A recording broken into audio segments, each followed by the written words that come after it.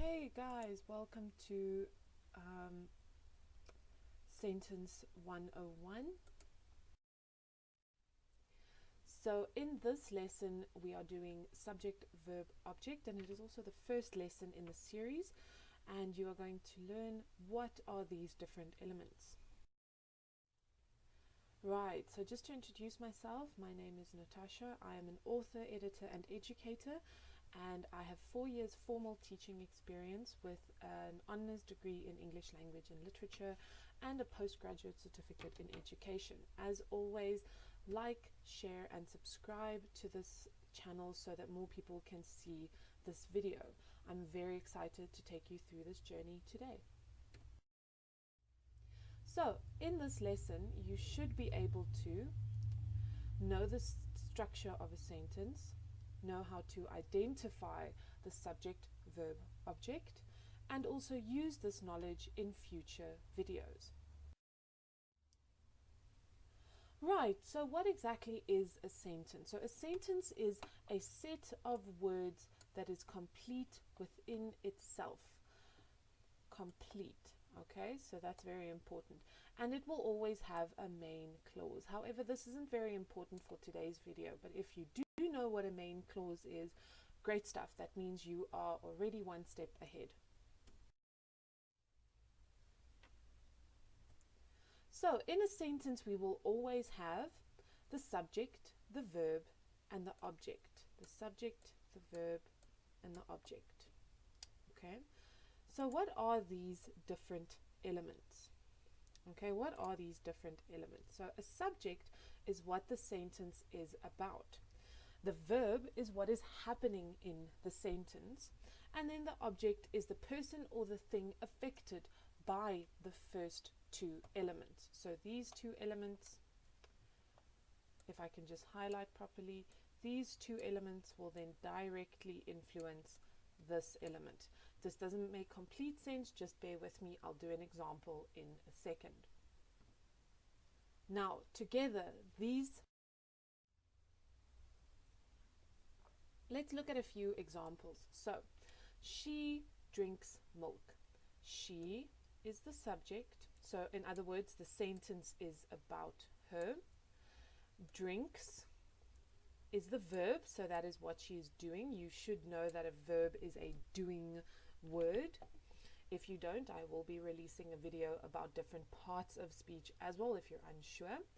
And then milk is obviously the thing she is drinking, so it is the thing that is affected by her drinking. Also, just on a side note, if at any point you want to pause this video and take notes, if you're watching at home, please feel free to do so, because I do work at a fast pace. But you must feel free to pause and write down. I encourage you to do that, as it will make sure you stay engaged with the video. Okay, moving on. So let's try a little bit of a more difficult example.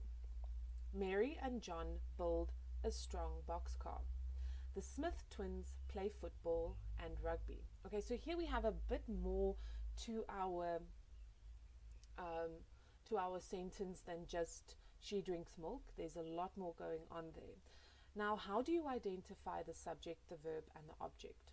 Okay, I find it easiest to always start with the verb. Okay, so those are the verbs, those are our doing words, right? Now, pause the video and see if you can identify the subject and the object. Remember that the subject is the thing the sentence is about, and the object is what is affected by the subject and the verb. So I'm going to give you a few seconds.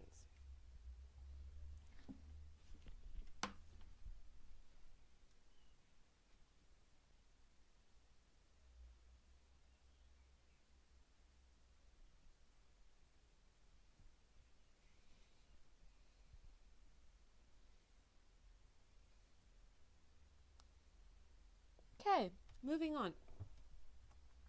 Can you guess which is which? Let's have a look.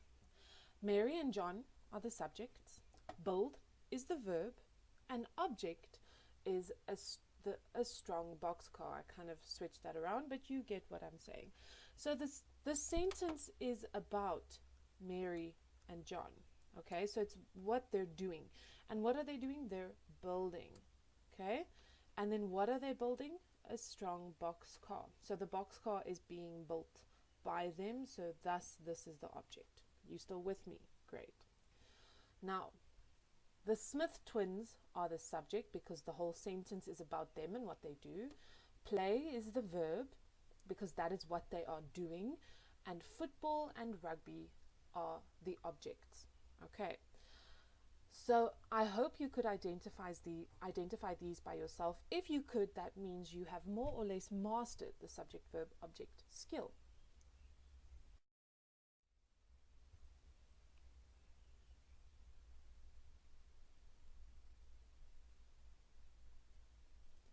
Okay, so here are a few self-study examples. John and Tracy worked hard on their biology project. Mavis enjoys swimming and running. And Joanne danced at the club. Write these down by yourselves and see if you can identify the subject, the verb, and the object. If you can, that means you've mastered this lesson. Right, so do you have any questions? Leave them down below in the comment section. And as always, I will try my best to answer all of them as soon as possible. Please remember to like, share, and subscribe so more people can see this video. Have a lovely day.